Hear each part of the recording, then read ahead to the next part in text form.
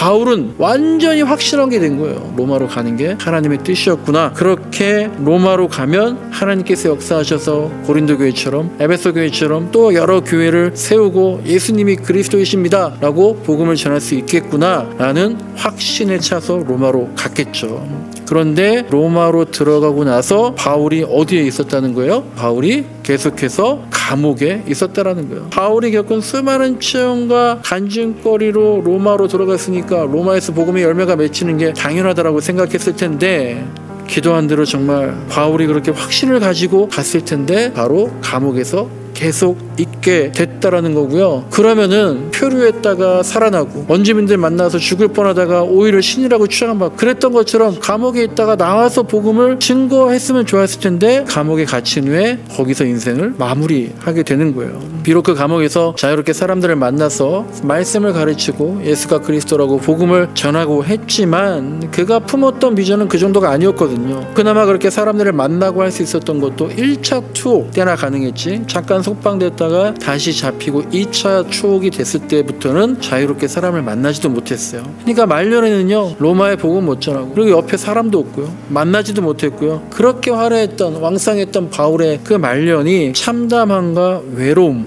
거기에 직면을 하게 됐다라는 거예요. 그리고 결국 이제 사형을 선고받고 참수당하고 순교하게 되는 게 바울의 마지막 모습입니다. 기다리면 된다며요. 인내하면 됩니다. 다 그렇게 얘기해요. 근데 기다림의 끝, 기다림의 결과가 바울에게 이렇게 된 거예요. 그러니까 로마로 가서 대대적으로 복음을 전하지도 못하고 또 교회를 세우지도 못했고 말년에는 아무것도 없이 쓸쓸히 죽음을 맞이하고요. 그러니까 온갖 체험을 하고 기다렸는데 그 기다림의 끝이 자신의 계획과 자신의 비전대로 되지 않았다라는 거예요. 기다렸는데 내 계획대로, 내 비전대로 되지 않더라라는 겁니다. 눈에 보이는 아무런 결실이 없었다라는 거예요. 그런데 이런 바울의 마지막을요, 여러분 잠깐만 생각해 보시면 예수님과 너무나 비슷한 것 같아요.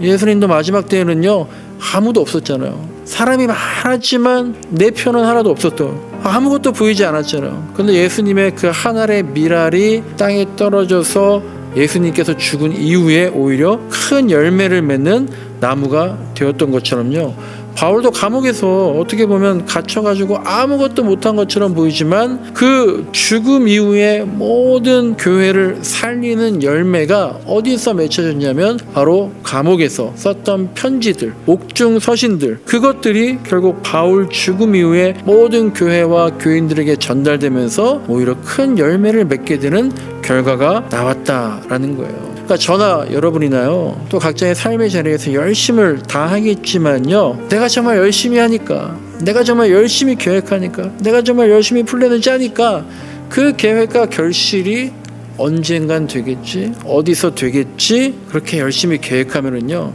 그것은 내가 떨어져 미랄이 되는 게 아니라요 내 마음을 자꾸 핥혀서 스크래치 내고 상처를 입히는 거예요. 기다려야지, 인내해야지. 그러면 내 계획, 내 꿈, 이게 이루어질 거야. 이게 그리스도인과 일반 사람들의 생각과 약간은 다른 것 같아요. 우리가요 가정에서든 직장에서든 또 어떤 삶의 자리, 어느 누구와의 만남, 어떤 미래에서도요 인내해야 되고 기다려야 됩니다. 그러나 제가 지금 말씀드리는 건 이거예요. 왜 인내하는가? 왜 기다리는가? 이렇게 인내하고 기다리는 것이 내가 무엇을 이루려고 하는 것이 아니라, 혹은 나의 나라를 위하는 것이 아니라 하나님의 나라를 위해서 내가 지금 기다리고 있는 건가? 하나님의 나라를 위해서 내가 지금 인내하고 있는 건가? 이것을 우리가 기억을 해야겠더라.